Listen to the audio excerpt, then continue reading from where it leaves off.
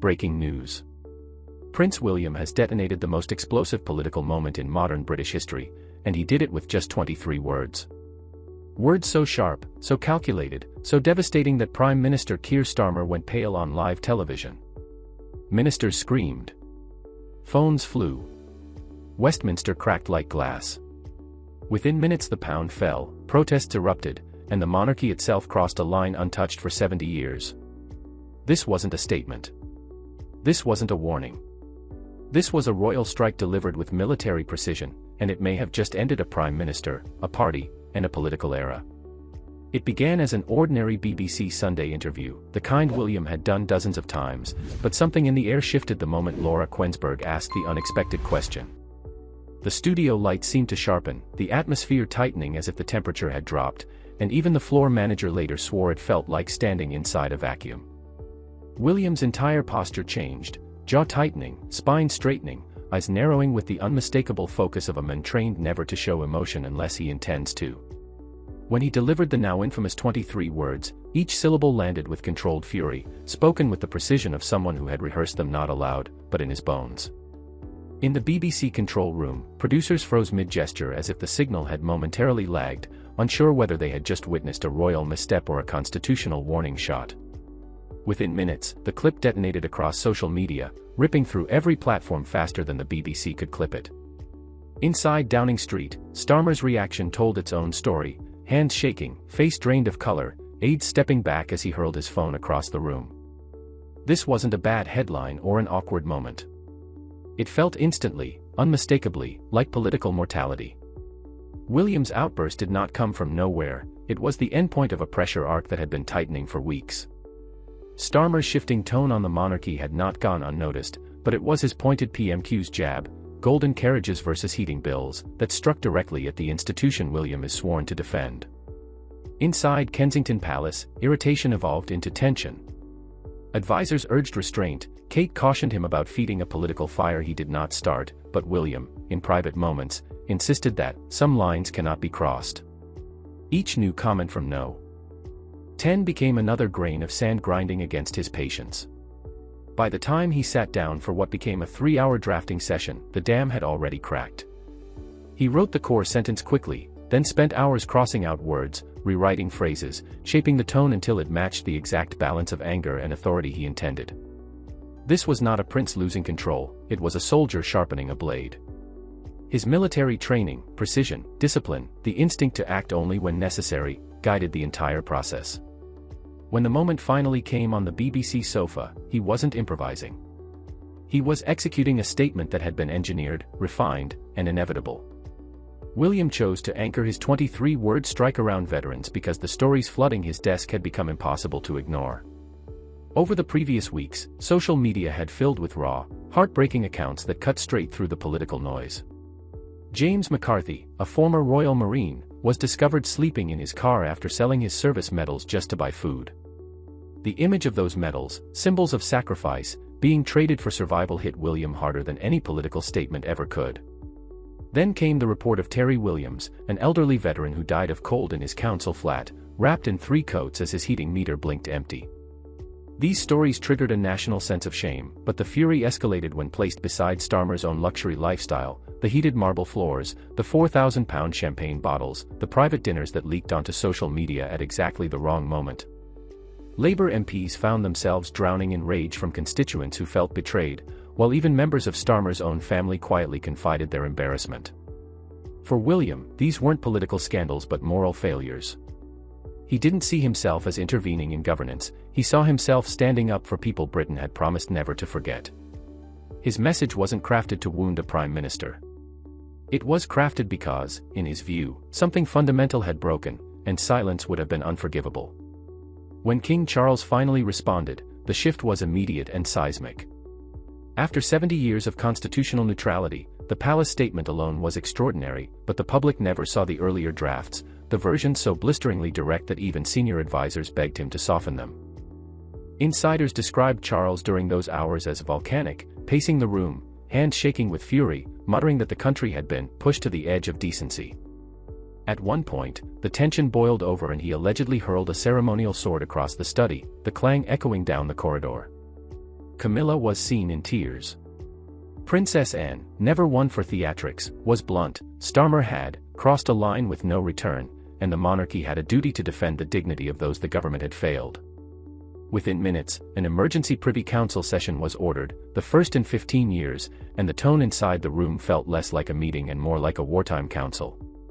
For the first time in decades, the monarchy moved as a single, unified institution, each member aligned in tone and purpose.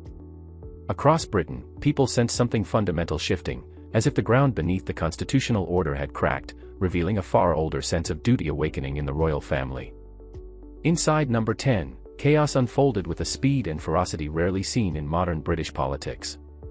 Ministers shouted over each other, faces red, veins pulsing with anger and fear. Angela Rayner, exasperated beyond measure, allegedly hurled a folder across the room at Starmer, screaming that he had destroyed us. Rachel Reeves, one of the most senior voices in the cabinet, was seen removing Starmer's photograph from her office, a symbolic act of severing loyalty in the wake of disaster.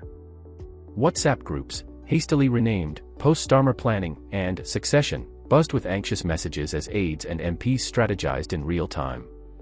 Meetings at the Churchill Hotel, secretly convened under the codename Project Restoration, became war rooms where the party's future was debated hour by hour. Starmer's wife, fearing the public humiliation, implored him to step down before events spiraled entirely beyond control, a plea reflecting both personal and political desperation.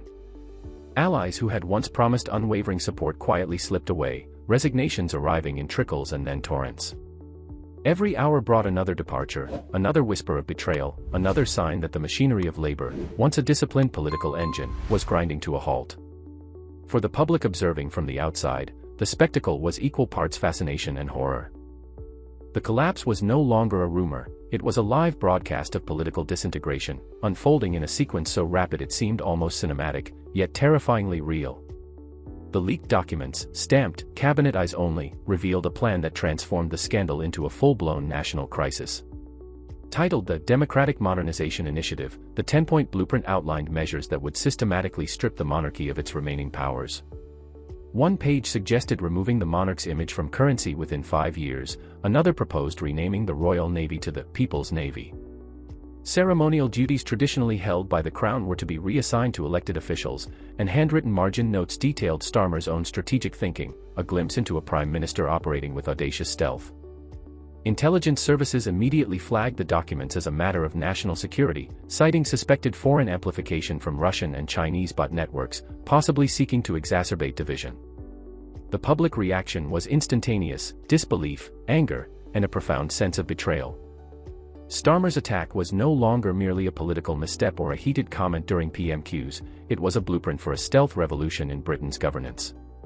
The line between scandal and constitutional crisis blurred entirely. Political commentators speculated in hushed tones that the nation had never seen a more audacious attempt to reshape centuries of tradition. For William and the monarchy, these revelations validated every word of their intervention. What had begun as a statement of moral authority had now escalated into a battle for the very soul of the British state. The financial world reacted with almost cinematic immediacy. Sterling plunged, dropping 3% in mere hours as investors fled UK markets, pulling billions from London projects. International eyes widened as leaders scrambled to assess the unprecedented turmoil. President Macron expressed deep concern for European stability, while President Biden's advisors convened emergency briefings to evaluate the fallout. Germany's Chancellor Scholz reportedly demanded intelligence briefings, questioning whether Britain was becoming ungovernable. Meanwhile, within the UK, emergency meetings of financial institutions triggered crisis protocols. HSBC suspended major investments, Goldman Sachs issued urgent warnings, and JP Morgan began relocating hundreds of billions in assets. Credit rating agencies placed Britain on negative watch, signaling that confidence in the nation's stability was crumbling. Commonwealth leaders, from Trudeau in Canada to Modi in India, released statements urging calm and respect for institutions, while Australia and New Zealand voiced grave concerns about political contagion. International headlines splashed across newspapers and online platforms, branding the events as the 23-word crisis, capturing the sheer speed and scope of disruption. Britain was no longer confronting a mere scandal or political embarrassment, the country teetered on the edge of systemic collapse. Every passing hour magnified the stakes. Markets, allies, and citizens alike watched, Realizing that the ripple effects of William's intervention were far more than symbolic, they were structural, global, and terrifyingly immediate. As the political storm raged, the public's response escalated with unprecedented speed. Polls reflected a historic collapse for Labour, support evaporating city by city. Liverpool, Manchester, Newcastle, traditional strongholds, recorded double-digit drops, leaving analysts speechless. Social media became a battlefield. Memes mocking Starmer went viral, TikTok videos racking up hundreds of millions of views, and hashtags trended globally for hours. Protesters poured into the streets of Westminster, tens of thousands by midnight, swelling to 100,000 by 2 a.m., carrying banners that demanded accountability and celebrated William's intervention. Veterans formed an impromptu guard of honor as William's motorcade passed, symbolizing public loyalty to the crown and the moral authority of the message. Teachers, nurses, postal workers, and everyday citizens marched side by side, their chants blending a mix of patriotic pride and political outrage. Across the country, citizens felt a rare alignment with the monarchy, seeing in William and Charles defenders of principles that transcended party politics. The surge of public sentiment wasn't gradual, it was immediate, decisive, and nearly unanimous. In the eyes of millions, the monarchy stood as a stabilizing, moral force, while Starmer's credibility crumbled. Britain was witnessing not just a political upheaval, but a cultural and moral reckoning, with public allegiance shifting faster than any poll or projection could anticipate. Inside Number 10, the sense of inevitability was suffocating. Ministers whispered in corridors, alliances forming in shadows as the Labour Party teetered on the brink of self-destruction. Resignations arrived in waves, each one a confirmation that Starmer's authority had crumbled beyond repair. Secret meetings convened under code names, succession plans drafted in haste, letters prepared for immediate delivery, all under the watchful eyes of MPs calculating the 48-hour window in which Starmer might still step aside before public humiliation became total. Rachel Reeves, Angela Rayner, and David Lammy maneuvered cautiously, signaling to allies while carefully assessing risks, each quietly positioning themselves for the inevitable fallout. No longer was the crisis about public opinion alone, it had become internalized, a party tearing itself apart from within. Factions emerged, some still clinging to loyalty, others plotting to wrest control and distance themselves from the disaster. Legal scholars speculated openly about whether the king could intervene under constitutional precedent, a conversation unthinkable just days prior. Meanwhile, Starmer found himself trapped, isolated within the fortified walls of Downing Street, panic rising as the machinery of government he had once commanded began operating against him. Allies abandoned him, staff resigned in waves, and every corridor echoed with whispered inevitabilities. The party he led was fracturing in real time, and with each passing minute, the walls of Number 10 seemed to close in, leaving him with only the harsh reality: his time in power was nearly over. Investors, diplomats, and foreign leaders watched anxiously as Britain's credibility hung in the balance. And at the heart of it all was a singular question, the one that would dominate headlines, classrooms, and history books for years: had William saved the nation's identity by defending tradition and morality, or had his intervention ignited a constitutional crisis so profound that it would redefine the monarchy forever? Across the country, the tension was palpable, the nation held its breath, waiting for judgment, history unfolding in real time.